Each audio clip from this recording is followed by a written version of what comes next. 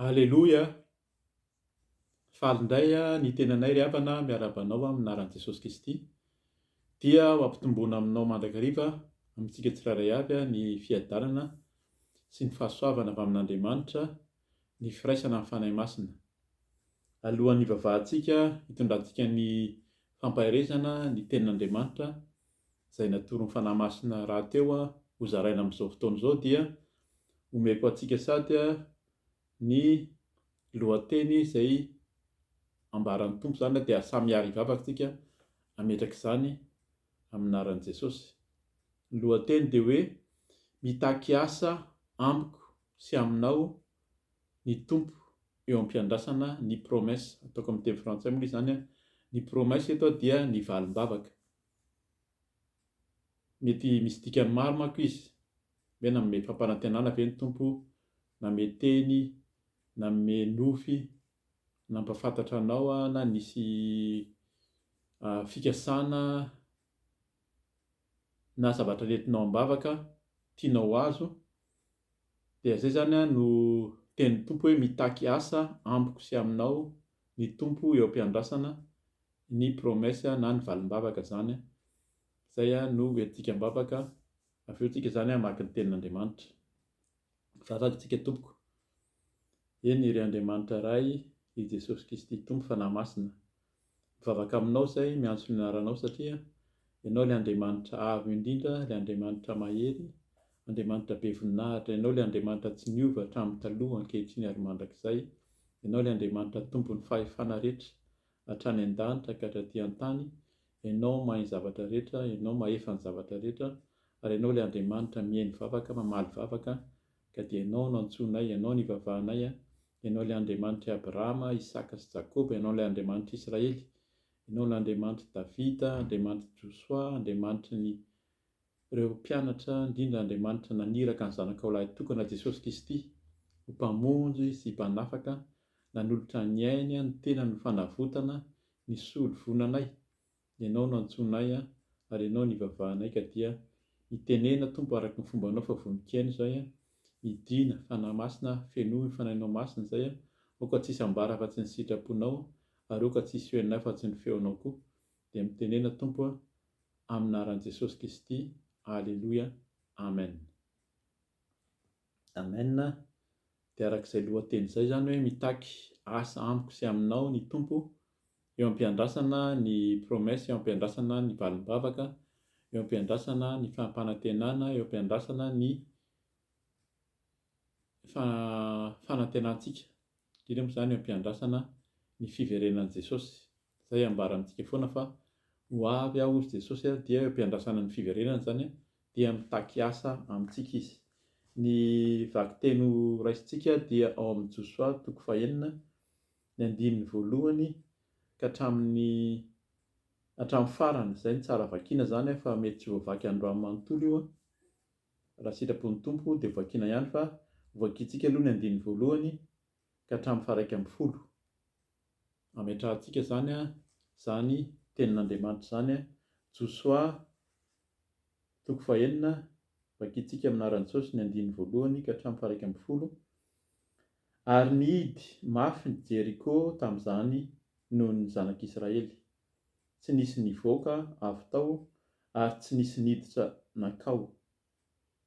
Ary hoy ny tompo tamin'i Josoa, indro efa natolotra eo an-tananao i Jeriko sy ny mpanjakany mba ny lehilahy mahery. Koa mandehana manodidina ny tanàna indray mandeha ianareo mpanafika rehetra, enemana no anaovanao izany, asio-pisorona 7 mitondra anjomara 7 mafy faneno eo alohan'ny vata misy ny fanekena. Amin'ny andro fa-7 dia hodidino impito ny tanàna ary aoka hitsoka ny anjomara ny mpisorona. Rehefa manao feo lavareny ny anjomara mafy faneno ka renareo ny feon'ny anjomara, dia anakora mafy ny vahoaka rehetra, ka hirodana amin'izay ny mandan-tanàna ary hiakatra sady hizotra amin'izay hitsiny avy ny olona. Dia niantso ny mpisorona i Josoa zanaky Nona ka niteny taminy hoe, eto ny vata misy ny fanekena, ary asio-pisorona 7 mitondra anjomara 7. mafanena eo alohan'ny vata misy ny tompo. Ary hoy izy tamin'ny vahoaka, mandehana ka hodidino ny tanàna, ary ao ka ny olona efa voahomana hiady no handeha eo alohan'ny vata misy ny tompo. Rehefa avy niteny tamin'ny vahoaka i Josoa dia nandeha ireo mpisorona 7 nitondra ny anjomara 7 mafaneno teo alohan'ny tompo ka nitsoka ny anjomara, ary ny vata misy ny faneken'ny tompo no nanaraka azy. Ny olona efa voahomana hiady dia nandeha teo alohan'ny mpisorona izay nitsoka ny anjomara, ary ny vodilalana no nanaraka ny vata misy ny fanekena, ary nitsofina teny am-pandehanana ny anjomara. Ny vahoaka dia efa norarahan'i Josoa hoe: aza manakora na mamoaka feo na milobava akory, aza mandrapahatonga ny andro ilazako aminareo hoe manakora ahy, ary amin'izay ianareo vao anakora. Ary nanodidina ny tanàna indray mandeha ny vata misy ny faneken'ny tompo, dia nakany an-toby ny olona ka nitoetra tany nandritry ny alina. Amen. Izay zany aloha ny vakiteny raisintsika. Tia teny izay malaza fantatry ny olona maro, indrindra zany kristianina izay efa manara-dia ny tompo, dia teny ampahirizana sy ambara any amin'ny fiaraha-mivavaka. Eto kosa dia tiany tompo ho vakiana manontolo ahafantarantsika hoe ahoana moa zany fiasan'Andriamanitra zany, ary inona no ataony rehefa maniraka ny olona izy na mifidy ny olona hanara-dia azy na manome fampanantenana. Eto zany ny fampanantenana dia nampanantena ny Josoa izy, satria rehefa maty Mosesy dia Josoa no nividiany hiditra amin'ny tany Kanana. Efa tafiditra ny tany Kanana ry zareo, fa mbola misy an'ity Jeriko ity zany, tanàna anankiray izay tena manda mihitsy. Ary hoy izy eto hoe riam-boalohany aminaran'i Jesosy, ary nidy mafy i Jeriko tamin'izany noho ny zanak'Israely.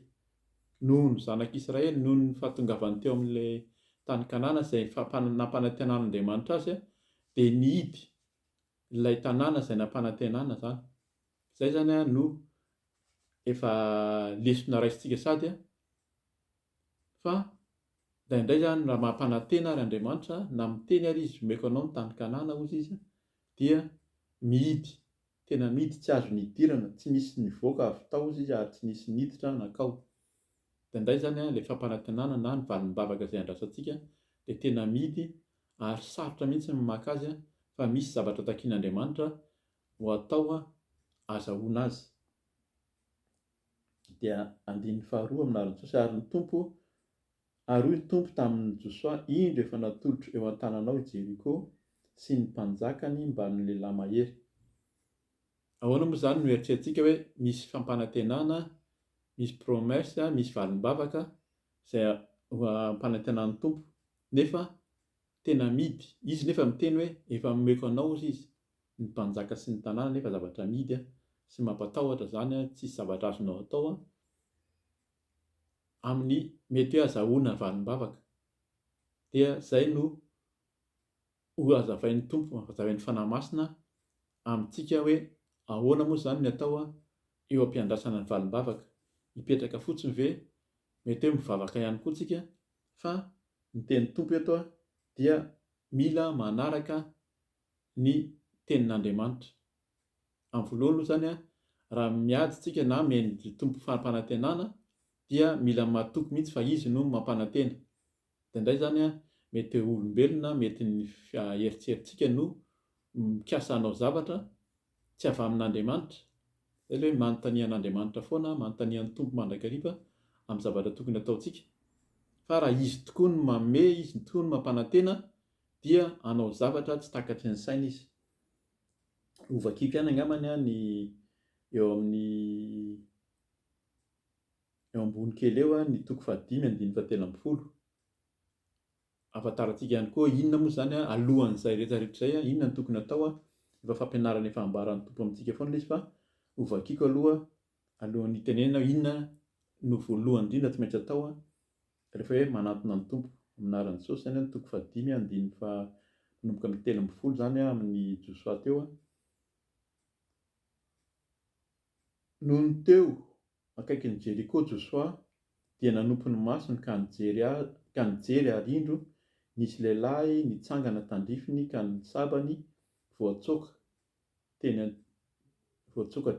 dia teny an-tanany, sabany voatsoka dia teny an-tanany. Nanatona azy Josoa ka niteny taminy hoe: namanay va ianao sa naman'ny fahavalonay? Dia hoy izy: tsia, fa izao dia mpitarika ny miaramilan'ny tompo ka tonga aty ankehitriny. Dia niankohoka tamin'ny tany Josoa ka niteny taminy hoe: inona no lazainao amin'ny mpanomponao, tompoko lahy? Dia hoy ilay mpitarika ny miaramilan'ny tompo tamin'i Josoa: esory amin'ny tongotrao ny kapanao, fa masina io tany hijanonanao io. Dia nataon'i Josoa izany. Eto zany dia arak'ilay teny teo nampanantena ny tompo, efa niantso antsika izy ho isany hoe kristianina.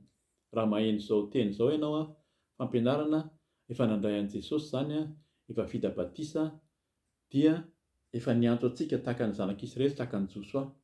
Kanefa rehefa hiditra amin'ny tany Kanana, misy tany fampanantenana men'ny tompo, toerana na projet zay ilay hoe promesse izay ampanantenan'ny tompo, dia misy zavatra asehony amintsika. Eto zany dia ilay anjely mihitsy izay efa nanatsoaka ny sabany. Ilainao zany raha ny anjely ny tonga miteny amintsika, mampahafantatra antsika ny fanahy masina amin'ny alalan'ny nofy, amin'ny alalan'ny mpaminany, amin'ny alalan'ny fahitana, dia mbola misalasala tsika tahaka ny Josoa eto, tsisy mahadiso azy mihitsy. Ary izay ilay hoe manontania foana, raha tsy an'Andriamanitra io dia izy no manala azy. Dia hoy izy hoe izaho hozy izy no miaramilan'ny tompo ka tonga aty ankehitriny. Ary rehefa fantatra fa avy amin'ny tompo dia niankohaka izy, manaja zany, manetry tena. Dia mbola nanontany izy: inona ary no lazainao amin'ny mpanomponao, tompoko lahy? Izay ilay hoe manontania foana, izay ilay foana, tsy hoe foana tsisy heviny zany, fa manontany matetika, manontany, mamerina manontany alohan'ny manao zavatra. Dia hoy ilay mpitarika ny miaramilan'ny tompo tamin'i Josoa: esory amin'ny tongotrao ny kapanao, fa masina io tany hijanonanao io. Dia nataon'i Josoa izany. Izany teny izany dia efa nambaran'ny tompo ihany koa tamin'i Mosesy rehefa nihaona tamin'ny teo an-tendrombohitra Mosesy. Ny tiany lazaina amin'izay dia raha manontany zany tsika matetika dia hoe anontany: afaka miditra amin'ny Jeriko ianao, inona no tianao amboara? Ameko anao ilay fampanantenana, ameko fanalina ianao, lasa mpanankarena, sitrana. Fa tsy izany no takian'ny tompo. Rehefa mihaona aminao izy aloha, esory amin'ny tongotrao ny kapa. Dikan'izany mila mibebaka foana rehefa manantona ny tompo. Io dia adino na tsy ataon'ny olona intsony, na ny kristianina na ny olona izay manantona ny tompo, manaja an'Andriamanitra, manala ny kapa, manala ny loto, mibebaka mifono eo anatrehan'Andriamanitra alohan'ny hihaona aminy. Tsy mihaino antsika, tsy mihaino mpanota ny tompo ozy izy. Misy ny fiaraha-mivavaka, ny fiangonana ankehitriny dia vao tafiditra dia fiderana, hirahira, fiderana, dia tsinjatsinjaka, fa tsy ao ny tompo, tsy hamaly anao amin'izany izy. Fa ny takian'ny tompo dia fibebahana, miankohoka, mibebaka eo anatrehan'ny tompo, miala amin'ny fahotantsika, mibebaka tsika, izay vao tonga hihaino antsika ny tompo. Ny fampianarana teo aloha, raha mihaino ny vidéo ianao zany, izay ianao vao mihaino, dia misy ny fampianarana teo alohan'izao fizarana izao hoe tsy misy intsony ny olona marina araka an'Andriamanitra. Dia mitovy amin'izay mihitsy ny takian'ny tompo, ny atao hoe olo-marina dia olona vao vela heloka hozy izy. Any amin'ny Salamy 2:30, sambatra ny olona izay velany helony, tsy voasarona amin'ny fahotany. Izany hoe izay vao afaka manantona ny tompo. Tiany tompo hazavaina izay amin'ilay hoe inona mitahaka amiko sy aminao, inona ny tompo? Voalohany indrindra fibebahana sy ny fifonana, fialana amin'ny faharatsiana sy ny tsy fahamendrena rehetra. Manarak'izay dia nisy zavatra nitakiny amin'izay zany hoe niankohoka teo amin'ilay anjely izy aloha, fa na dia efa niteny ary ny tompo hoe omeko atolotra eo amin'ny tananao ny mpanjakany sy ny lehilahy mahery sy ny tanàna. Dia inona no teneniny amin'izay manomboka amin'ny 7 amin'ny anaran'i Jesosy hoe koa mandehana, maniraka izy zany, mila mandeha aloha, koa mandehana manodidina ny tanàna indray mandeha ianareo mpanafika rehetra, enemana no anaovanao izany, asiposiorina fito mitondra anjomara fito mafy faneno eo alohan'ny vata misy ny fanekena amin'ny andro faha-7, dia hodidinina impito ny tanàna ary aoka hitsoka ny anjomarany ny mpisorona. Zay zany a ny zavatra takian'ny tompo, mandeha any aloha, mila mandeha, inona ny zavatra atao a dia mihodidina inenina aloha, avy eo amin'ny andro fahafito, tamin'ny andro enina voalohany a mihodidina indray mandeha, fa ny andro fahafito a dia mihodidina impito. Eto zany a tsy teny a ny antony hoe ny marika, ny chiffre, ny kôdy a amin'izay hoe enina sy ny fito zay, fa ny fahafenoan'Andriamanitra sy ny anjaran'ny olombelona tamin'ny andro fahaenina no namoron'Andriamanitra ny olombelona, ary tamin'ny fito izy dia nitsahatra. Be da be ny fanazavana amin'izay fa tenenina fotsiny izay ahafantarantsika hoe inona zany a, misy kôdy zany rehefa miteny Andriamanitra mihodidina inenina, ataovy inenina indray mandeha aloha, dia amin'ny andro fahafito ataovy impito. Misy dikany zany rehetrarehetra zany a, fa androany tsika tsy hanazava ny amin'ny marika zany a, ny amin'ny chiffre sy ny amin'ny kôdy avy amin'ny tenin'Andriamanitra sy ny sitrapon'Andriamanitra, fa ny amin'ilay hoe takian'Andriamanitra hoe inona ny atao. Mila manodidina ny tanàna aloha, miasa zany a sy manao fihetsika. Ny tenin'Andriamanitra ho vakiako sahady a dia ao amin'ny Matio 7:20, ny 9:20. Vakiana amin'ny anaran'i Jesosy a, Matio 7:20, 9:20 amin'ny anaran'i Jesosy, manao hoe: lazaiko aminareo marina tokoa, na inona fehezinareo ety ambonin'ny tany dia ho fehezina any an-danitra, ary na inona vahanareo ety ambonin'ny tany dia ho vahana any an-danitra. Izay zany a no teny a Jesosy indray no miteny amin'io. Rehefa tonga mihitsy Jesosy a dia niteny tamin'ny mpianatra, niteny tamin'ny olona izay nihaino azy teo hoe: lazaiko aminareo marina tokoa, zavatra marina no teneniko anareo hozy izy. Andriamanitra marina, Jesosy marina, izy tsy mandainga rahateo fa marina ny zavatra lazainy, adino ny teneniny. Fa na inona tsy misy zavatra afaka ao anatin'izany zany, fa na inona hozy izy a, fehezinareo a ety ambonin'ny tany dia ho fehezina any an-danitra. Io zany a le namehezana ny Jeriko, nasain'ny fehezina nanodidina impito, no feheziny alohan'ny namahana azy, dia ho fehezina any an-danitra hozy izy, ary na inona vahanareo ety ambonin'ny tany dia ho vahana any an-danitra. Dia tamin'ny andro fahafito izy a nihodidina impito. Eo zany a ny tompo a vao naniraka hoe: tsofo mafy ny anjomara miorakoraka fa ho vahana i Jeriko. Any amin'ny Jeriko tsika, any amin'ny Josoa toko fahaenina, fa lasa ilay page teo a. Ka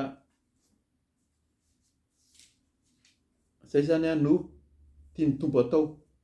Mila miasa, manao fihetsika, dia mila mamehy. Izany mamehy zany a, raha mamatotra fatotra isika, mamatotra kitay, mamatotra zavatra fehezina, dia manao fihetsika tena mamatotra mihitsy a, dia izay hozy izy a no fehezina any an-danitra. Ary raha vahana dia tahaka amin'ny mamaha ihany koa ianao.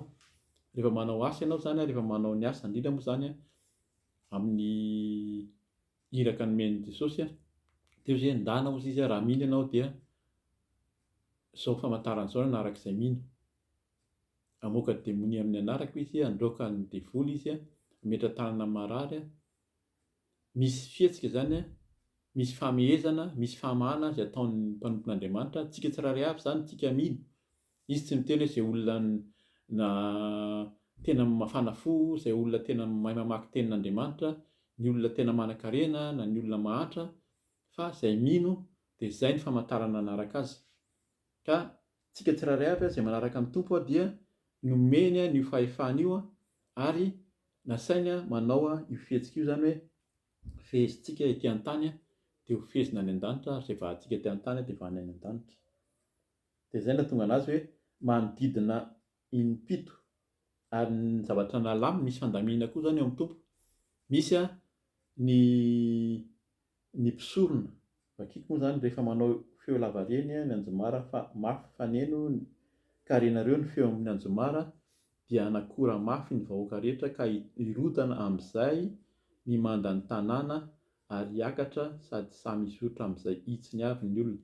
Eto mbola fampanantenana io, mbola tsy tanteraka ilay izy fa Andriamanitra fotsiny no niteny tamin'ny Josao hoe izao no ataoko, omeko anao ny mpanjaka dia izao no ataonareo fa hirodana io manda io ary samy hizotra amin'ny hitsiny avy ny olona.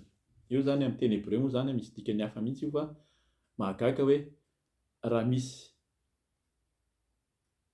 manda tamboho ngeza be zany mirodana dia miteny ny tompo hoe samy mandroso amin'ny hitsiny avy ny olona.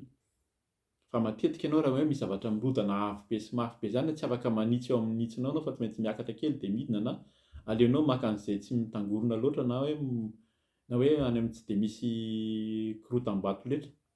Fa amin'ny tenin'ny tompo eto dia tsy hoe rodana araka ny fahafantarantsika azy ity fa amin'ny teny Hebreo moa zany izay nazavain'ny mpanompony koa zany misy mpanompin'Andriamanitra maro manazava izany fa rehefa nandrodana an'io Andriamanitra dia nisintominy, izany hoe misy zavatra misintona nilatsaka any ambanin'ny tany any.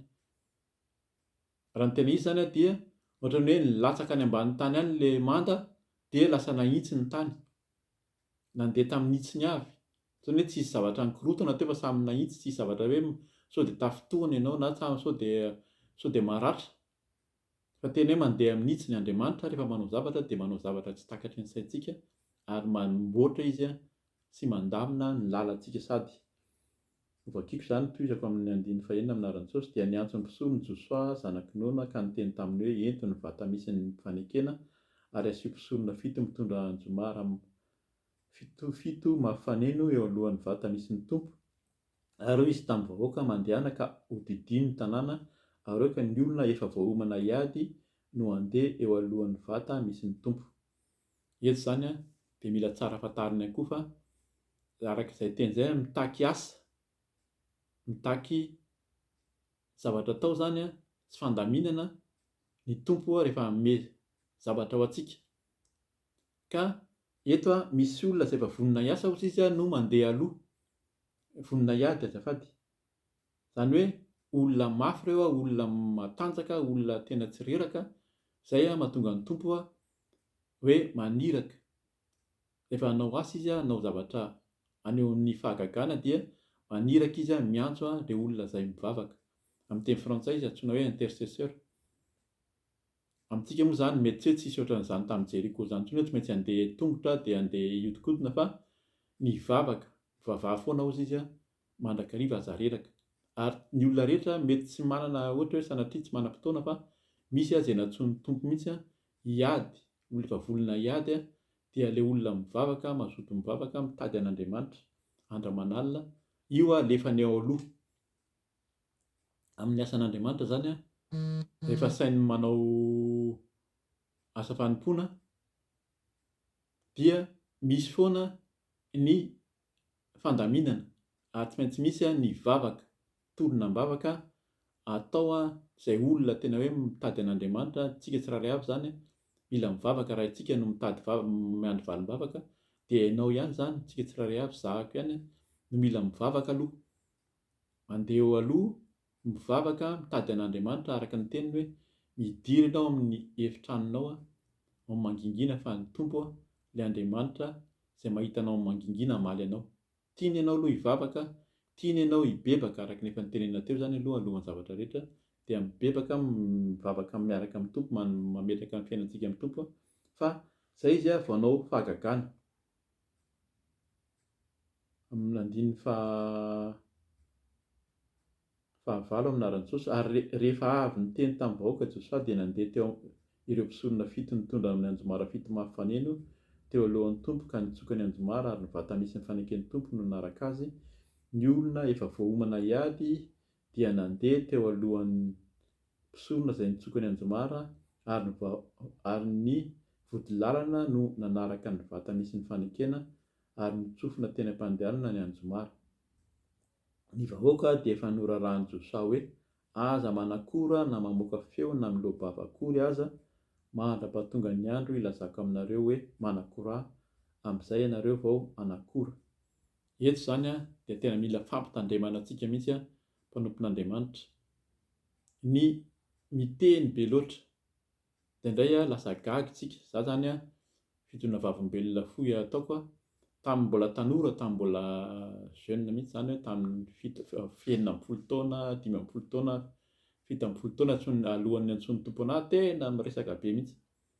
Tsy azo sakalana mihitsy zany, tena hoe ny fikasana tamin'izany dia hanao humoriste.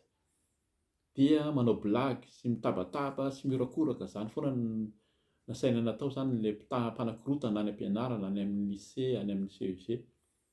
Fa noho ny natsoin'ny tompo a dia nasainy nangina, zany nasainy namboarin'ny tompo voalohany indrindra tamiko, nasainy nangina. Na dia te-hiteny ary ianao mbola mahana blague tiana tantarana ihany indraindray, fa hozy ny tompo hoe mangina ianao. Ary raha misy zavatra miseho a, amin'ny zavatra miseho hozy ny olona, ianao zany ohatran'ny hoe indraindray a tena hoe olona tsy manana ambo-po, ohatran'ny hoe azon'ny olona olakolana gauche à droite, izay ny filazan'ny olona azy, fa ny tompo miteny hoe mangina. Ary izay nefa teniny koa, nareo angina hozy izy a, fa za hiady ho anareo. Ka eto zany a dia mila fampafantarina antsika, fampitandremana antsika kristianina, antsika mpanompon'Andriamanitra, tandremo ny miteny be loatra, indrindra eo am-panaovana ny asan'ny tompo, eo am-piandrasana valim-bavaka zany a, tsy tsara ny miteny be loatra.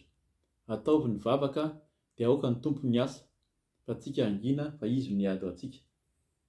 Dia 10 iny a varianako vakiana amin'ny anaran'i Jesosy, ny vahoaka dia efa norarahan'i Josia hoe aza manakora na mamoaka feo na milobava akory, aza mandra-pahatonga ny andro ilazako aminareo hoe manakoraha, amin'izay ianareo vao anakora. Izany hoe mila mihaino ny tenin'ny tompontsika, na ny mpitarika na ny mpanompon'Andriamanitra izay miara-miasa amintsika.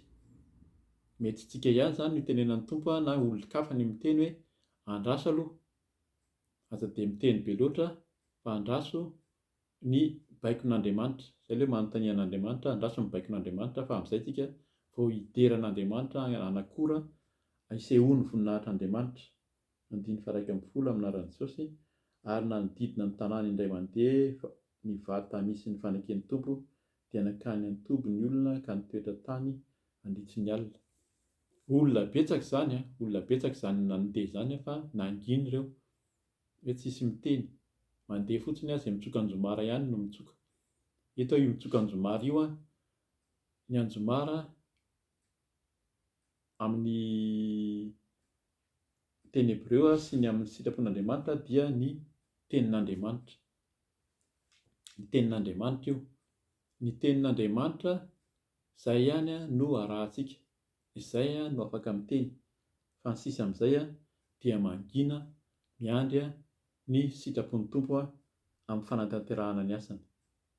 Ka izay zany a tsy hamaky ny tohiny ahako satria lavalava ilay izy a, fa fantatsika fa rehefa rava 10:12 aleo vakiako ihany amin'ny 10:12 amin'ny anaran'i Jesosy.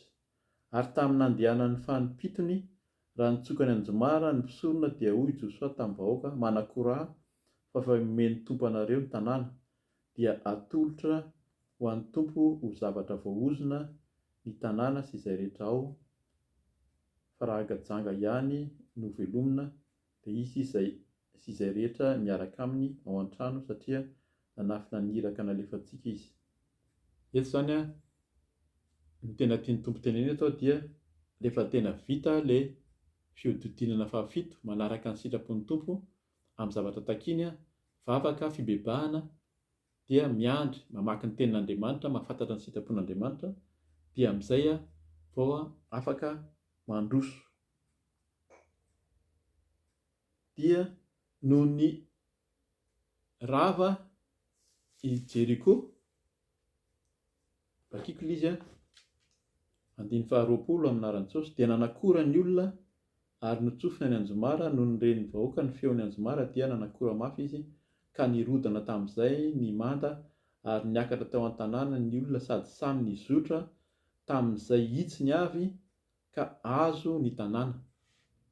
Eto zany a dia mandeha amin'ny hitsiny, hafa ny valim-bavaka men'ny tompo a, rehefa miasa izy tsy araka le eritreretintsika eo dia raha irodana zany eo dia mankary mankaty dia ahoana ny ataoko fa arodan'Andriamanitra eo dia tena mahitsy ny lalanao manomboka eo dia ahitsy ny lalanao ary hiditra amin'ny valim-bavaka izay nampanantenan'ny tompontsika ka izay mila matoky miandry ary miasa manao hetsika zany eo am-piandrasana ny valim-bavaka nefa misy fampitandrenana nataon'ny tompo koa ny hetsika nataony nanao fihodinana impito fa tandremo ny fitenenana be loatra ny teny azo lazaina dia ny tenin'Andriamanitra ambarantsika ny tenin'Andriamanitra ary fantaro ny tenin'Andriamanitra fa raha mihoatra amin'izany ny tenenintsika dia ho sahirana zany tsika amin'ny fiandrasana valim-bavaka dia izay ny fampiarezana atao hoe fo ihany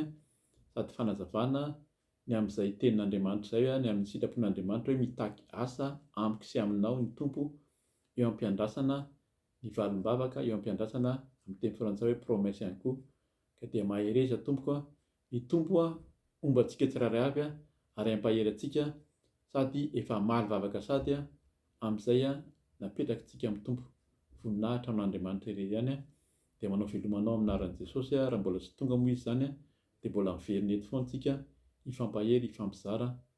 Alleluia, amen.